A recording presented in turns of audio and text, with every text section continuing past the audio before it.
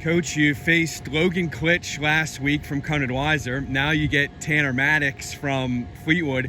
How much are you sleeping these days? Well, it's not a lot. I mean, we got some really good, great players in Section 2 this year, and you're right, we're facing two of the better ones in back-to-back weeks and two of the better quarterbacks in back-to-back weeks. So they both have their unique skill sets. I mean, Logan's a beast. I mean, he can do a lot of things, and Tanner's a very good playmaker, can make a lot of great plays. So we got to be on the ball for this one. Does facing Klitsch help you to prepare for facing Maddox? I think so. I mean, like I said, you're facing top-end talent in both situations. So our guys are certainly used to going up against one of the better players in the county. So coming up against another really good player in the county, one of the better players, we're kind of, I don't want to say used to it, but we're ready for it. I don't know if the kids will remember the show MASH, but you and I do. When I get to your practice and go over the injury report, it kind of reminds me of that show. How are you doing it now with all these kids being banged up? I mean, it's football, so you're gonna have to deal with injuries, as part of the routine. But we've had to have young guys step up. We had a freshman linebacker start last week, first time I ever even played linebacker. We got some other guys who are moving around to places. Thankfully, we got some really good talented kids like Deani and Xander and Pierce and those guys that are still playing and making plays for us. But other guys have just had to fill in, and it's a cliche, but like kind of next man up mentality and getting some guys on the field that we need to get on the field. Even though you came up short, how proud were you of the way the kids kept fighting at the end of that Cunard-Weiser game and get a couple touchdowns there late and made it interesting?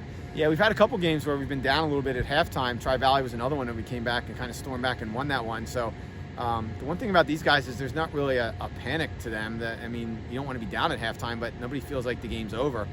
And we just talked at halftime about coming out and scoring and get it to a 2-score game and then play from there. And we did. And, we had a really good drive. We kept them off the field.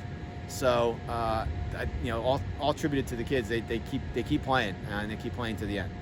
How much do you look at the District 3 power rankings? You can be honest. Honestly, I just looked probably last week was the first time I looked. I usually wait till about 6 weeks in to get some established games. And now, after 7 games, I've seen it. So, yeah, I've been looking at it. I see where we are. I think we have a pretty good chance of making some, we need to win some games. That's all. We just talked about it literally a few minutes ago. It's a big game this week.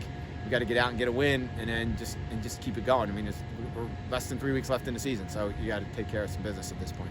Anytime you see a quarterback who's 6'4", it's going to catch people's eyes. How is Xander progressing this season? And in some games he hasn't had a lot of opportunities. In the Kutztown game we only had 17 or 18 plays total, and even in the first half of this past week, not a lot of plays. But when he's had his opportunities, when he's been able to kind of get into the flow of the game, he makes some big plays, and he made some big runs last week, and also completed some balls. But he's there's really not much he can't do. We can run anything with him. He can roll out, he can sit in the pocket, he can throw deep, he can throw short. So he does give us a lot of opportunities to make plays. And Deani just keeps putting up big numbers. We were talking a few moments ago about his yards per carry. It's like a video game. What are his biggest strengths? His explosiveness. I mean, anytime he gets the ball, even if the play is blocked incorrectly, you still feel like he's going to make a play with it. You still think he's going to make a big play out of it. And in the occasions where we do block it right, I mean, he's taking it to the house. I mean, so, the idea of kind of just trying to get him the ball as much as possible. He doesn't have a lot of carries, like you said, but we just try to get it in his hands and just let him do his thing. Well, thanks for your time. Good luck Friday. Thanks, Paul.